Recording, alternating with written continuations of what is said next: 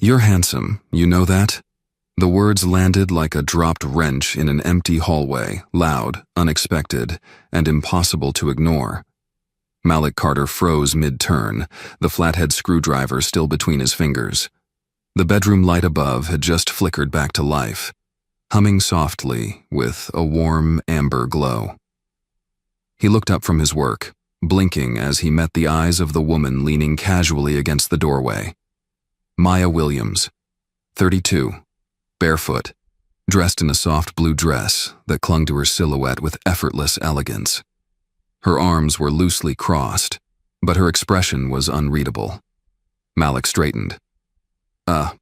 Thanks, he said, voice caught somewhere between surprise and suspicion. It wasn't the first time a client had complimented him, but this was different. Her tone wasn't flirty. It wasn't teasing. It was direct. Honest. Like a statement of fact, not a line. And that threw him off more than anything else. He wiped his hands on the rag hanging from his tool belt and stepped back from the light switch. The issue was a loose ground connection. Old house, older wiring. I replaced the terminal and added a surge stabilizer. You shouldn't see any more flickering. Maya nodded once, but didn't move. That's good. A beat. You always explain things like that? Calm. Professional? Like you've been doing it your whole life? I guess, Malik replied, carefully coiling the old wiring into a plastic bag. Clarity matters, especially when it's someone else's home. That made her smile.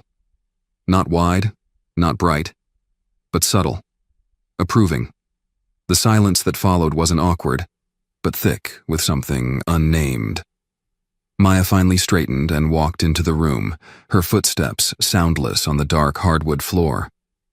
Do you have time for lunch? Malik blinked. Lunch? There's a little place 2 blocks down. They do a mean smoked turkey club. My treat. He hesitated.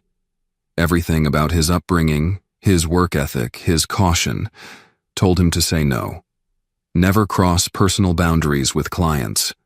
Never blur the lines, especially not when the client lived in a house with a 3-car garage and a driveway longer than the block he grew up on.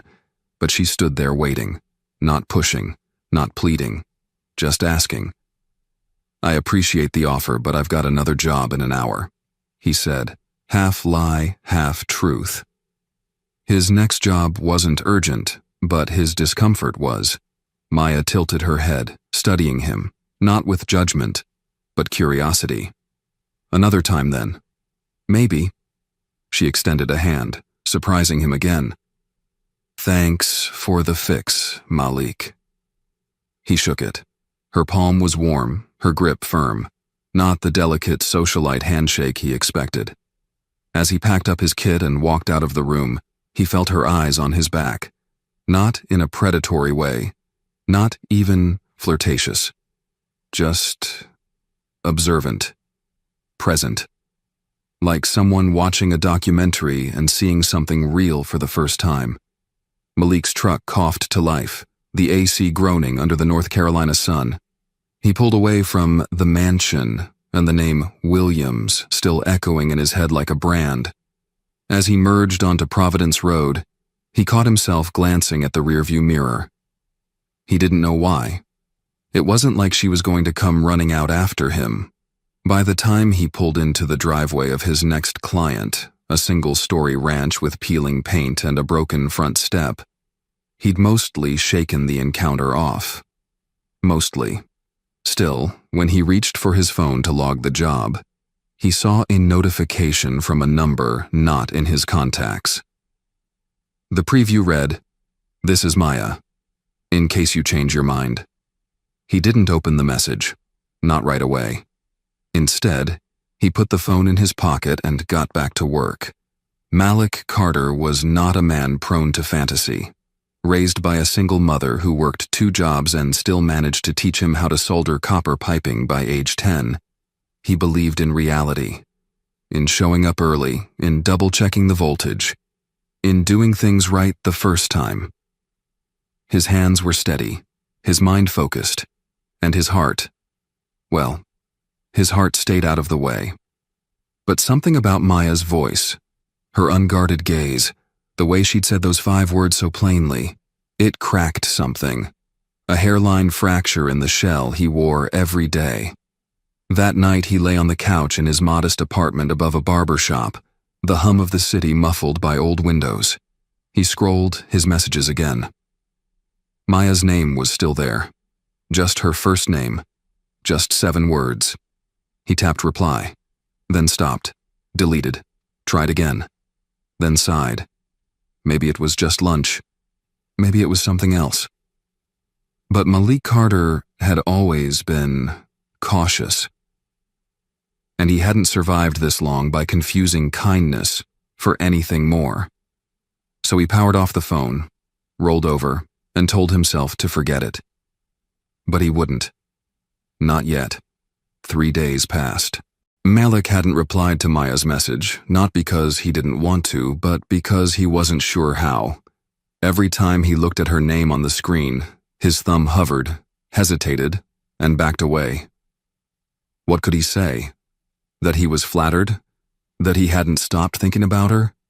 That he was a guy with rough hands and worn boots who had no business walking into a woman's life, where art hung on the walls and the wine rack had a climate control system? It was Friday afternoon when the second message came. Smoked turkey club still on the menu. Tomorrow at noon. I'll drive. This time she didn't ask. She invited. Bold. Straightforward. Like before. Malik stared at the message for a long moment, standing in the supply aisle of Bailey's Hardware. The buzz of fluorescent lights above, the scent of cut wood and machine oil around him. Everything real. Everything grounded. He typed back, "Okay." Drop a pin. And hit send before he could change his mind. Saturday arrived too fast. Malik stood outside the small hardware store off 4th Street, dressed in a crisp gray button-up and dark jeans. Not dressy, not casual, just presentable. The Carolina sun was high, but the air was mild. He adjusted the collar, rubbed the nervous sweat from his palms, and waited. At exactly 12:02, a silver Audi A7 pulled into the lot. Sleek, quiet, polished. Maya stepped out, barefoot again, wearing a flowy blue dress. Not the same one from before, but close. Her hair was pinned up this time, soft tendrils falling around her cheeks. Malik straightened. "You always show up barefoot?" She laughed. "Only when I'm trying to keep things real." They drove out of the city, past rows of brick storefronts and aging neighborhoods, toward the hills. She didn't play music. Just let the wind slip through the cracked window, soft and clean. They passed a cluster of old churches, a faded barn, a single yellow school bus parked in an empty lot. "I know a spot," Maya said. Not fancy, but peaceful. 20 minutes later, they pulled off a gravel road into a wide-open clearing tucked between tall pines. A narrow river flowed just beyond the tree line, and a picnic table stood under the shade of an old oak. No one else in sight. Malik stepped out first, scanning the space like he was checking a fuse box. Cautious, quiet, observant. Maya grabbed a brown paper bag from the back seat and walked ahead, barefoot toes brushing the grass. They sat. For a long time, they didn't speak. Just unwrapped their sandwiches and chewed. Turkey, cranberry, aioli, toasted sourdough. She was right. It was a good sandwich. Finally, Maya broke the silence. "Do you think I'm weird?" Malik looked at her, surprised. "What?" "I mean, I just asked a stranger to lunch. Drove him to the woods, barefoot." He smiled. "You're not weird. You're unexpected." She tilted her head. "Is that a compliment?" "It is if you've spent most of your life being ignored." That shut her up for a moment. Then, quietly, "I don't ignore people." I noticed. They sat again in silence, but this time it felt different, lighter. A bridge had formed, not strong yet, but real. Maya placed her sandwich down, dusted her fingers. I used to come here as a kid. My grandmother would bring me. She said the sound of the water could wash away whatever people made you carry. Malik nodded, watching the river dance over stones. Smart woman. She was. Raised me more than my parents did. He didn't ask for more, just let the stillness answer. After a while, Maya leaned back on her hands, eyes closed, face to the sky. You know what I like about you? I'm cheap labor. She chuckled. Number you don't ask about my house, or my car, or what I do for a living. You don't seem impressed. I was taught not to stare at what doesn't belong to me. She opened her eyes. And what if it does? Malik met her gaze, but didn't respond. Not because he didn't have a thought, but because her question wasn't about ownership. It was about worth. The light shifted, the air cooled slightly. A breeze rustled the oak branches above them. I should go, Malik said softly. Maya didn't move. Will you? He stood slowly, brushing crumbs from his pants. Not if you ask me to stay. She smiled, small but certain. Then stay. So he did. They stayed under that tree until the shadows grew long and the wind turned cold. They talked about nothing, favorite snacks, awful customers, childhood injuries. It wasn't romantic. It wasn't scripted. It was honest. And for a man who'd spent most of his adult life hiding behind schedules, tools, and caution, it felt like the beginning of something he didn't know he needed. That night, Malik didn't go home right away. He drove aimlessly for a while, past the diner his mother used to clean, past the corner where he got jumped at 15, past the high school where no one remembered his name. Then, eventually, he pulled into the tiny lot behind his apartment and turned off the engine.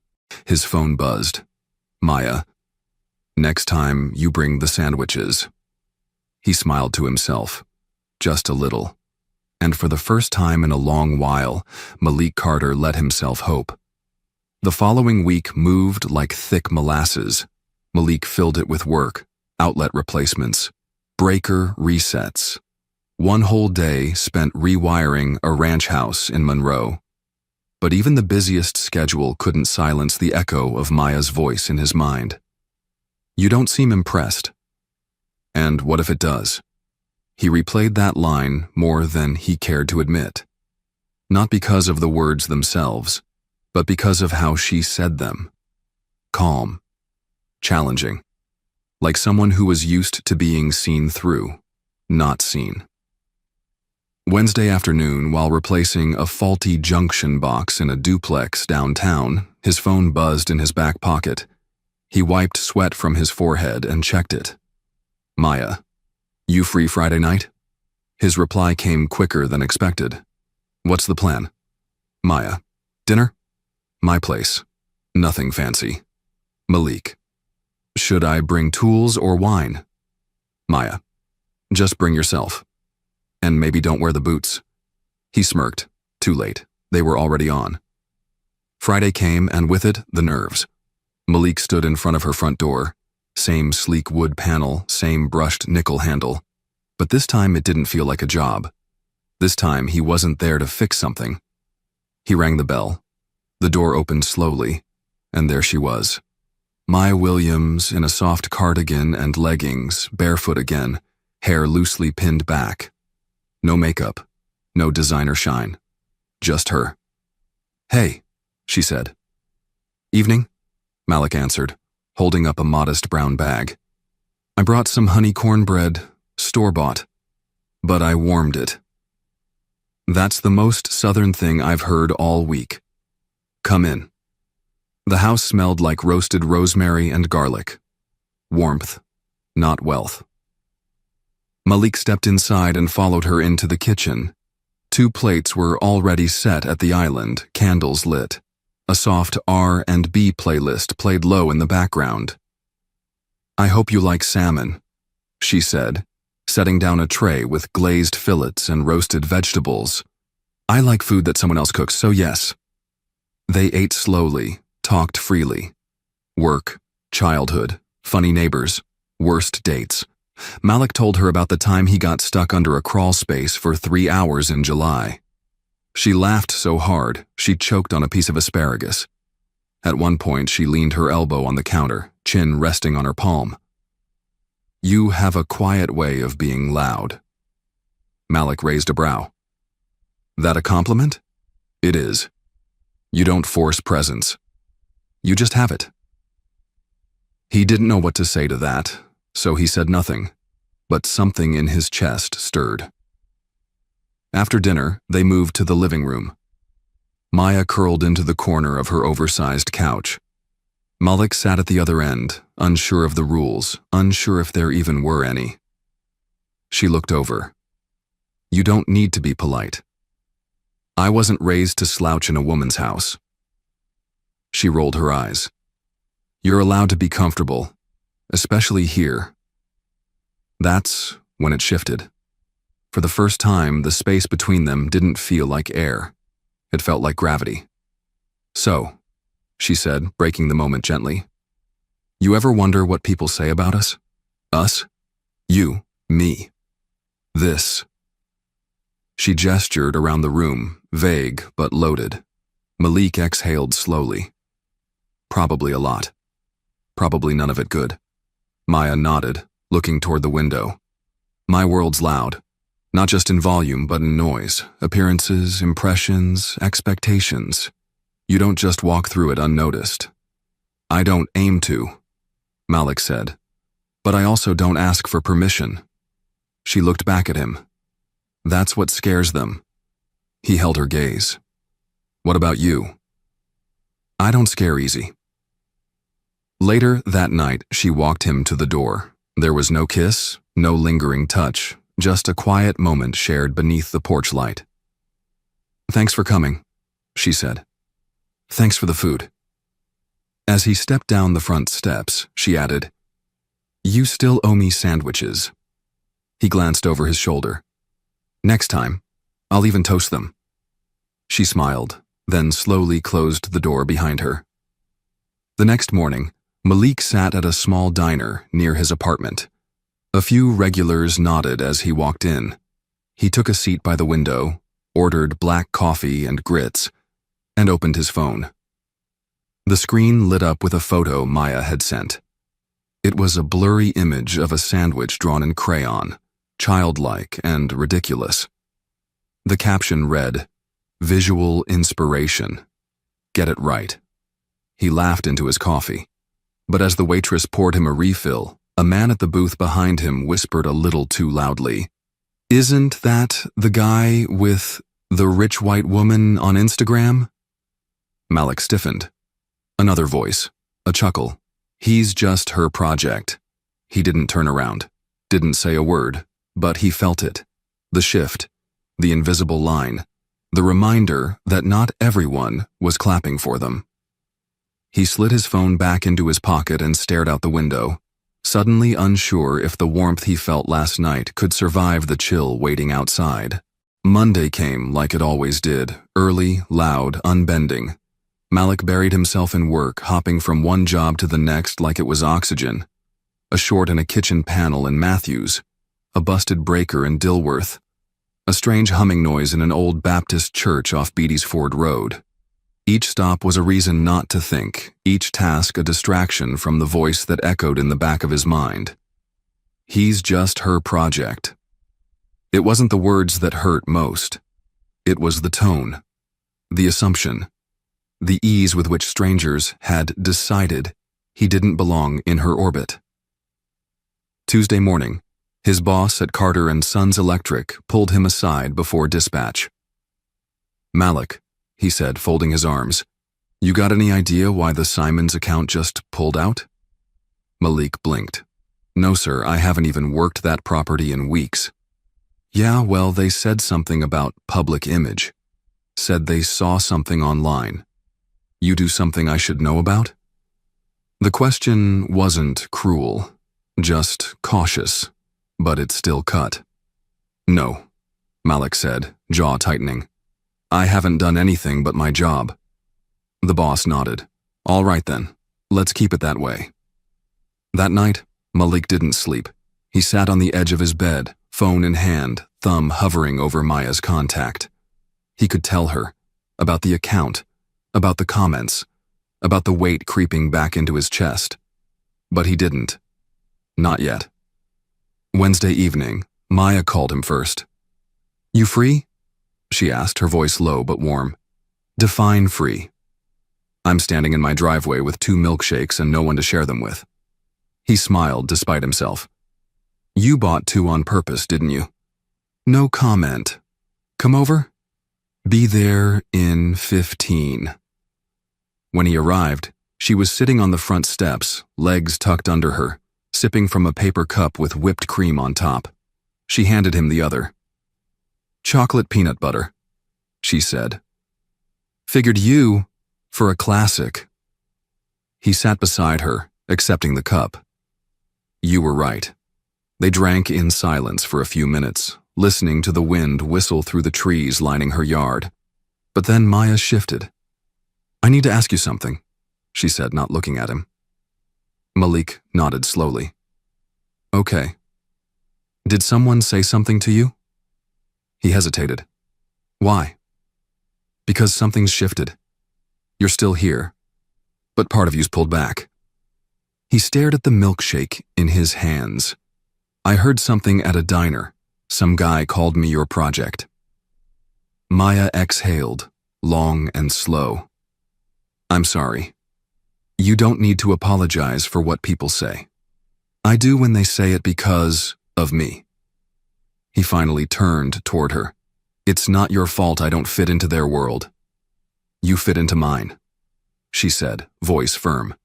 "And that's the only one I care about." A beat passed, then another.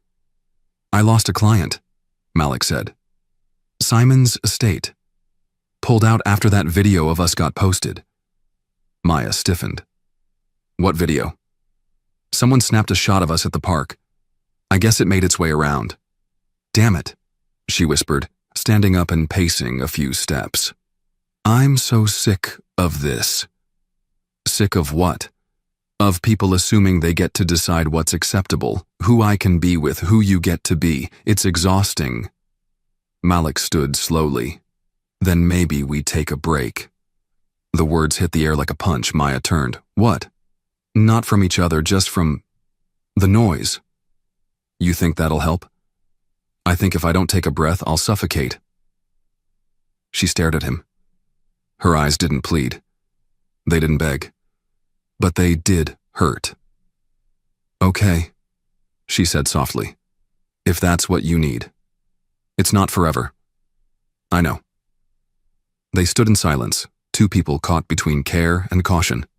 Then Maya stepped forward and placed her palm gently on his chest. "You're not a project, Malik Carter. I know. You're not small. You're not temporary. You're not a symbol or a rebellion or a mistake." He looked at her, eyes glassy. "Then why does it feel like I'm always fighting to prove that?" She didn't answer, not with words, just leaned in and rested her forehead against his. And for a moment, neither of them moved. When he left that night, the porch light stayed on longer than usual, and Malik knew. The real battle hadn't even begun. Rain fell steady that Thursday afternoon, coating Charlotte's streets in silver. Malik watched droplets race down his windshield from the driver's seat of his pickup, parked outside his apartment. Wipers off, engine quiet. He hadn't moved in 15 minutes. It had been a week since the milkshake on Maya's porch, 5 days since he'd asked for space, 4 nights of half sleep, 3 missed calls from her, and 1 gnawing sense of regret. The silence hadn't brought peace, only clarity. He missed her. Missed the way she said his name like it meant more than 5 letters. Missed the way she looked past his uniform and into the man beneath it. Missed the feeling of being seen, not scanned, Malik reached for his phone. He didn't call. He didn't text. He drove. Maya's house looked the same, wide porch, warm lights, wind chimes dancing on the edge of the eaves. But something felt off, quieter than usual. No music through the windows, no shadow moving behind the curtains. He almost didn't knock, but he did. A few seconds passed before the door opened. Maya stood there in an oversized hoodie, sleeves pushed to her elbows, a paint smudge on her wrist. No surprise in her face, just something softer, worn, resigned. "Hey," he said. "Hey. I was in the area." She lifted an eyebrow. "You came from 4th Street." He smiled sheepishly. "Okay, I lied. I wasn't." She stepped aside. "You coming in or just measuring humidity?" Inside, the scent of acrylic and coffee filled the air. Canvases leaned against the wall. One sat on the easel, half finished. A storm in blues and charcoal, like the sea swallowing a city. "Yours?" Malik asked, nodding toward it. "Therapy." He walked closer. "You ever plan to show these?" They're not for anyone but me." Malik studied the strokes, aggressive, chaotic, honest. "They look like they've been waiting a long time to exist." Maya didn't respond. Instead, she sat on the floor beside the window, hugging her knees. "When I was 14, a teacher told me I had talent, then told me not to waste it on urban angst." That was her word. Urban Malik sat opposite her.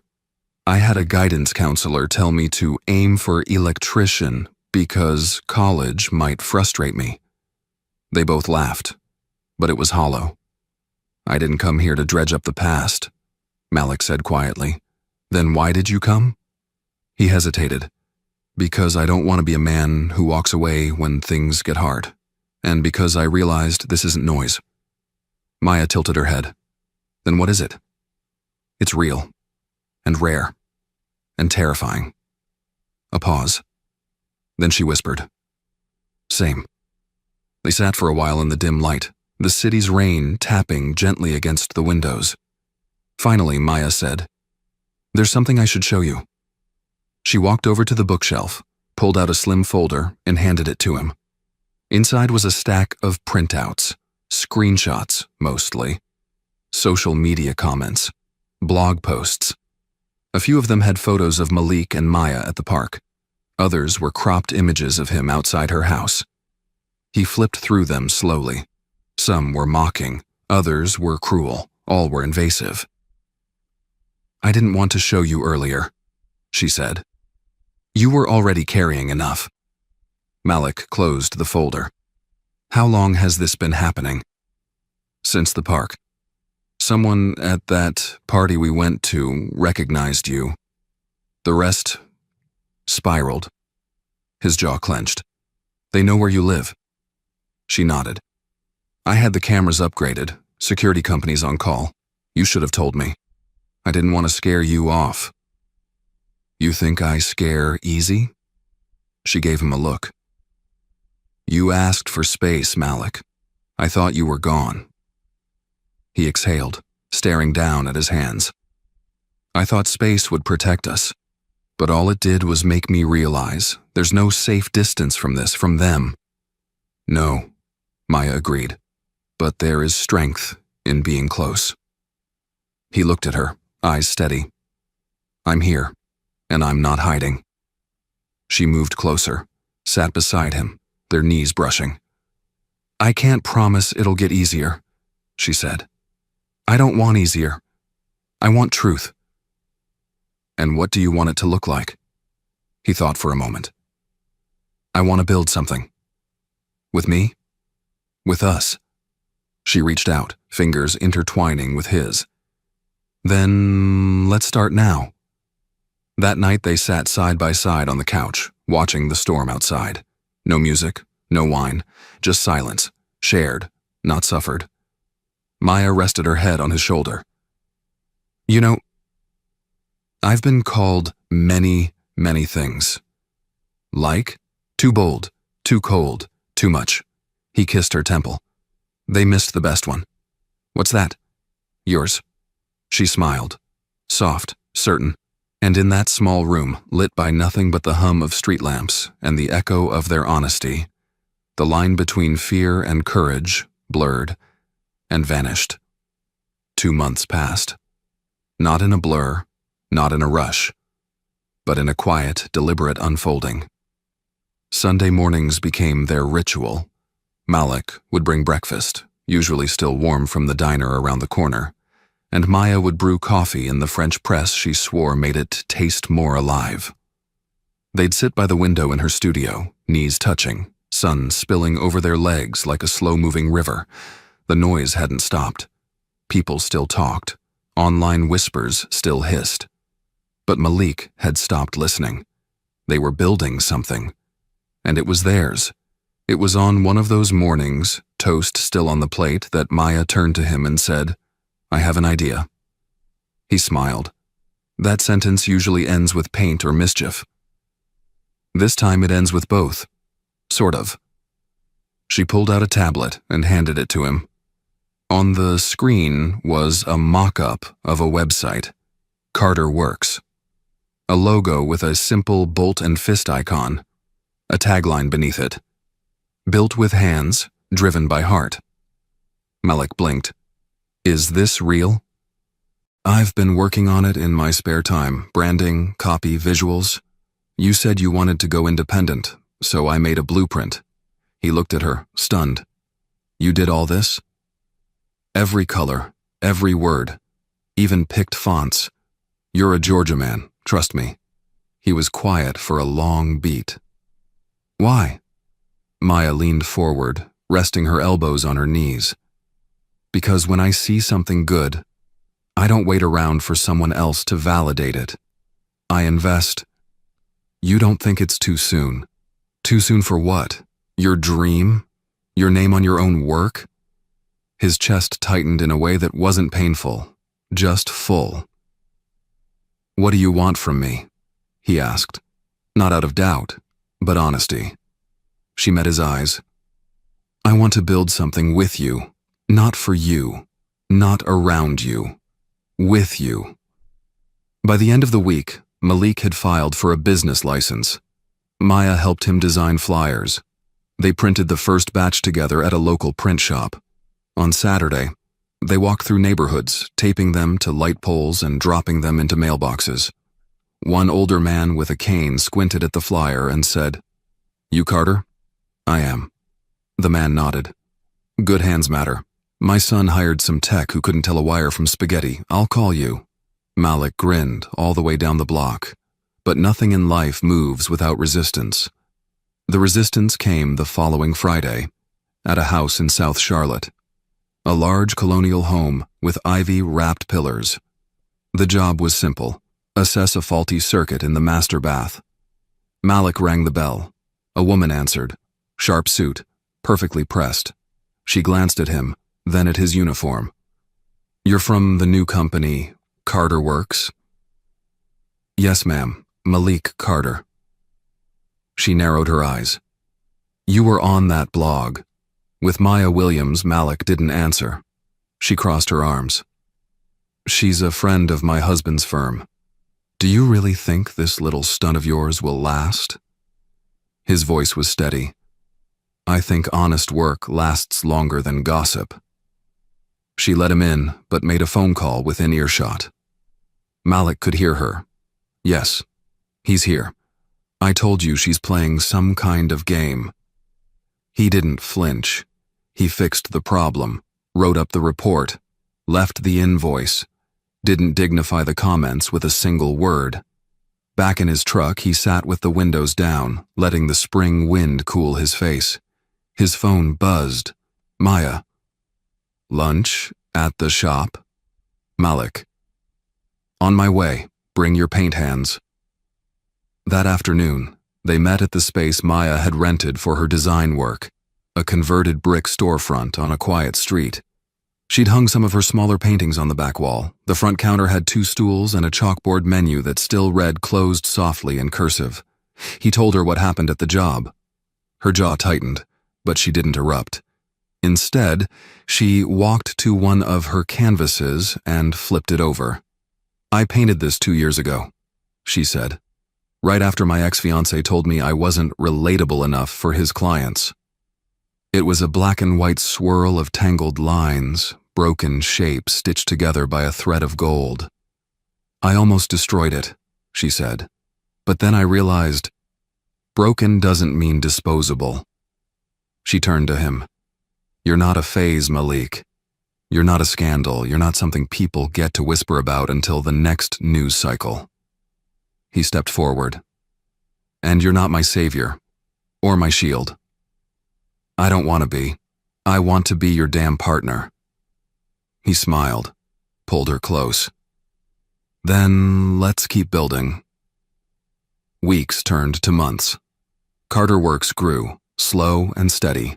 Word of mouth, trust, quality. Malik started training 2 young apprentices from the neighborhood. Maya launched a small design studio out of the same space. They hosted community fix-it days once a month, free basic repairs for seniors, single parents, and veterans. The whispers didn't stop, but neither did they. They'd built something, not just a business, a bridge, a blueprint, a quiet rebellion against everything that said they couldn't. And every time Malik walked past the old bench in her studio, the one she never painted over, he remembered what she said that first night. "You're not small. You're not temporary." And every time she saw him work, with hands that healed wires, with a heart that never asked for more than honesty, she knew. He had always been enough, not because he fit, but because he stood. It started with a phone call Malik didn't expect. Monday morning. The sun hadn't even broken the skyline when his phone lit up with a number from an unfamiliar area code. He almost ignored it, but instinct whispered otherwise. "Mr. Carter?" a woman's voice asked. "Speaking." "This is Angela Morton. I'm the estate manager for the Hale family. We're reaching out for an urgent repair on one of their properties in Myers Park. Are you available for a consultation today?" Malik sat up straighter. The Hale family was old money, the kind of name whispered in real estate offices and inked into foundation plaques. "I can be there by 11. Thank you, the address is on your screen." When the call ended, Malik stared at the text. Something about it didn't sit right. But business was business, and Carter Works wasn't in a position to say no to legacy clients. At 10:55 a.m., he pulled into the long, gated drive. The house was every bit as grand as its reputation. White columns, terraced lawn, and a garage bigger than most apartments. A woman in her early 60s met him at the door, dressed in a pale gray suit and pearls. "Thank you for coming," she said briskly. "The issue is in the upstairs sunroom. The chandelier shorts out whenever it rains. We've had 3 techs look at it. No one's solved it. I'll do my best, ma'am." He followed her upstairs, toolkit in hand, boots silent on polished oak. The chandelier was antique, French wiring, delicate housing. He worked in silence for a while, inspecting the lines, testing voltage, tracing faults. He didn't notice the voice behind him until it spoke. "Well, this is unexpected." Malik turned. Standing in the doorway was Stephen Grayson, partner at Langford Grayson Law, board member at the City Historical Council, and Maya Williams's ex-fiancé. They stared at each other for a long, breathless moment. "Didn't realize you moonlighted as an electrician," Grayson said coolly. "I own the business," Malik replied, tone even. Grayson stepped into the room, arms crossed. "Maya has always had a taste for unconventional projects." Malik didn't move, didn't blink. "I'm not her project." "No? Then what are you? Her way of playing rebellion? A message to her father? You're temporary, Carter. You know that, right?" Malik clenched his jaw, but his hands stayed steady. He clipped a frayed wire, replaced a corroded connector, and responded without looking up. "I build things that last. including myself. Grayson chuckled. Let's see how long that lasts when the novelty wears off. He turned and walked out. Malik finished the job in silence. When he descended the staircase, Mrs. Hale waited with a check already signed. "You're efficient," she said, with a smile. "Much better than the last team. I'll be calling you again." "Thank you, ma'am." He stepped outside into the blinding afternoon light, and for a moment he couldn't move. Grayson's words echoed, but they didn't burn. They didn't shake him like they might have a year ago. But they did ignite something. Resolve. That night, Maya found him in the studio, staring at one of her newer canvases, stark black strokes on a red wash. "You okay?" she asked. He turned to her slowly. Grayson was at the Hale house. Her eyes narrowed. What did he say? "Enough." Maya crossed her arms. "You want me to handle it?" "No," Malik said. "But I do want to ask you something." She waited.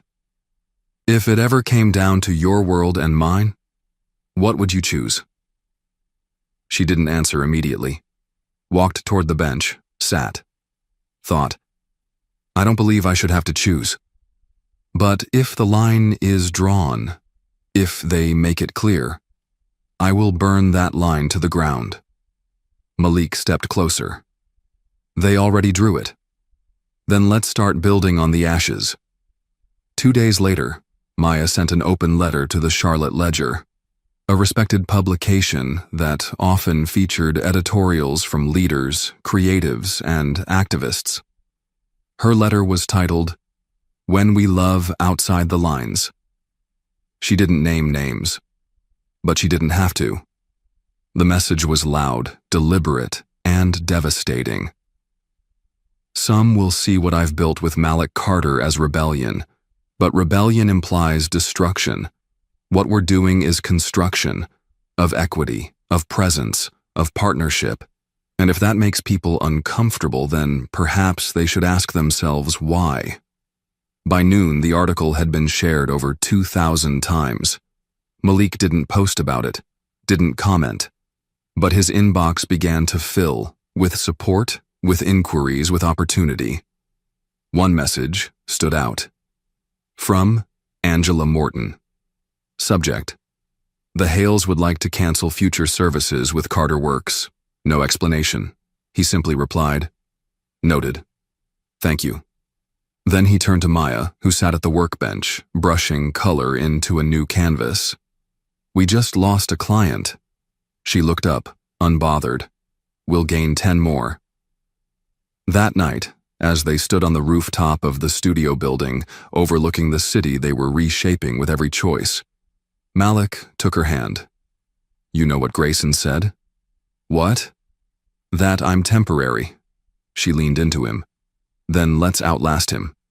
Spring rolled in fast and mean. Rain lashed at the city for 5 straight days, flooding low streets and knocking out power across East Charlotte. Malik barely had time to sleep. He was booking back-to-back emergency calls, seniors with no lights, single moms with fridges on the blink, apartment managers begging for panel resets. Each day he worked until his back ached and his boots steamed from soaked carpet and crawl spaces. But on the 6th day, the storm hit him. It started with a message from Devon, one of his apprentices. "Hey boss, you see the article?" Malik frowned. "What article?" Then his phone buzzed again, this time from 3 different numbers. All the same headline: Community Hero or Social Climber. The Rise of Carter Works, under the wing of Maya Williams. Published by a known conservative local blog, the piece was a smear job. It pulled old photos from Malik's first jobs, twisted quotes from Maya's letter, and painted their story as a strategy. Him chasing wealth, her flaunting wokeness.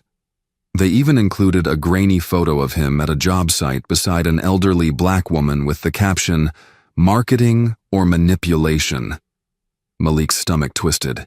He didn't even finish the article, just turned off his phone, grabbed his keys, and drove. Maya was in the back studio, paint on her cheek, wearing a hoodie she'd borrowed from him weeks ago. She saw his face and didn't ask what was wrong. She just said, "It's out, isn't it?" He nodded. "I'm sorry," she whispered. "You didn't write it. But I made it possible, by putting us in the light." Malik ran both hands over his face, breathing hard. "They didn't come for us, they came for me. They turned everything we built into a punchline." "No," Maya said, standing up. "They tried, but we're still standing. They're dragging your name through it now. I can survive that." He looked at her, pain etched behind his tired eyes. "But can we survive this?" Silence. And then, "Do you want to stop?"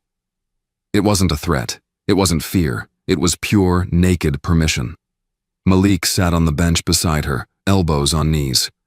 "I used to think I could outwork judgment, that if I was good enough, useful enough, they'd let me in the room. But I was wrong. They don't care what I fix. They only care what I represent." Maya sat beside him. "And what do you represent?" He looked at her. "Disruption." A soft laugh escaped her lips. "Then you're not the only one." They sat like that, shoulder to shoulder, storm still tapping at the windows, until her phone buzzed.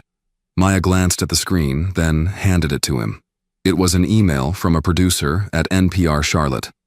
Subject line: "We'd love to interview you both." Malik stared at it. "You think this helps?" Maya said nothing, just smiled. The interview aired the following week, a 15-minute segment on resilience, partnership, and reimagining what success looks like. Malik spoke plainly, eyes steady, hands folded in his lap. "I'm not interested in being anyone's headline. I just want to build things that don't fall apart in storms. And I found someone who holds the same blueprint." When the host asked Maya what it meant to build with someone who didn't come from her world, she replied, "We build with what we have." He brought his hands. I brought the room. The backlash didn't vanish, but the support poured in stronger. Church groups, local business owners, elderly clients who wrote handwritten notes. A woman who said her son listened to the interview and cried for the first time in a year. The blog tried to run a second piece, but no one shared it. The narrative had shifted, because they didn't break, because they told their own story. One night, Malik stood on the same porch where Maya had once offered him a milkshake and a question. "You scared?" she asked. He looked out at the quiet street, at the light glowing from their studio down the block.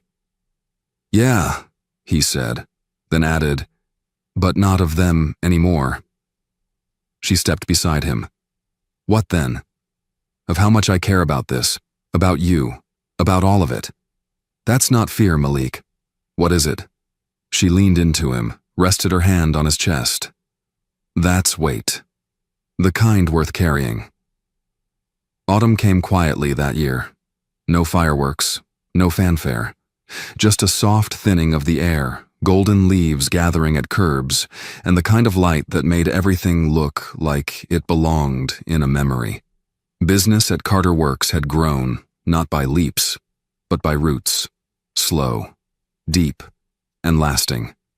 The calls came steadily now, not because Malik's face was on billboards, but because people trusted his name, his work, his word. He still answered every job personally, still showed up with a clean shirt and a steady gaze, still greeted every client with "yes ma'am" or "no sir," even when they were half his age. But more often than not, he walked into homes now where people didn't look at him like a stranger. They looked at him like the guy who stayed.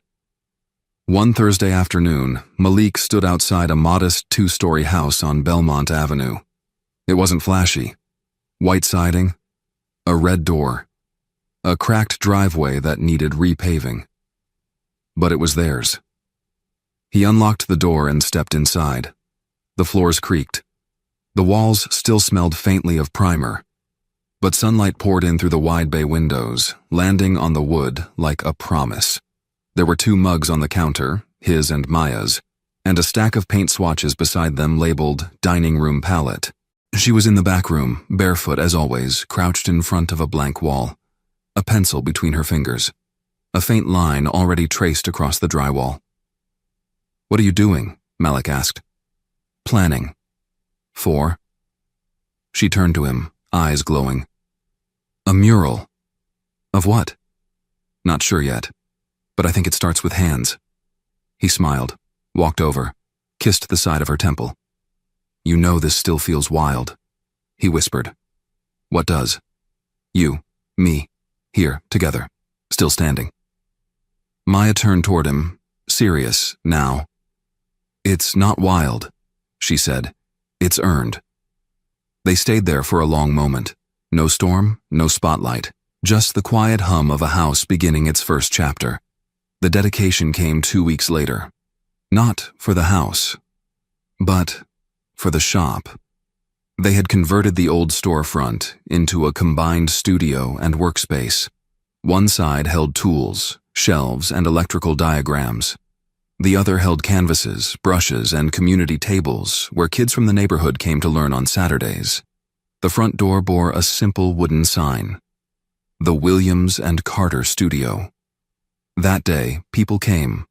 Old clients, new friends, neighbors, teachers, even Devon's grandmother, who brought lemon pound cake wrapped in wax paper. Near the end of the ceremony, Maya took the mic. She didn't prepare a speech, didn't read from paper. She just said, "There's a difference between being given something and being trusted to build it. This space didn't fall into our laps. We laid every plank, screwed every hinge, painted every corner. And we built it knowing there would be days the world would ask us to choose. Between love and peace, between truth and safety. We chose each other. And we'll keep choosing." When she stepped down, Malik stepped forward. He looked out at the crowd, older folks wiping their eyes, kids spinning in the leaves, and Maya watching him like he held a future worth defending. "I used to think the only thing I'd ever own was a toolbox," he said. "Turns out I get to own something a whole lot heavier." He paused. Hope. The room went still. Then applause. Not thunderous, but real. That night back at the house, they stood on the porch, wrapped in one blanket, watching the wind pull gold from the trees. "I still can't believe it," Malik whispered. Maya leaned into him. "Then let me remind you," she said. "We didn't just survive. We built, and beneath the autumn sky, in a city that once tried to draw lines between them, two people stood together, unshaken, unbought, unbroken. They hadn't just rewritten the story. They'd reclaimed it, nail by nail, word by word, hand in hand.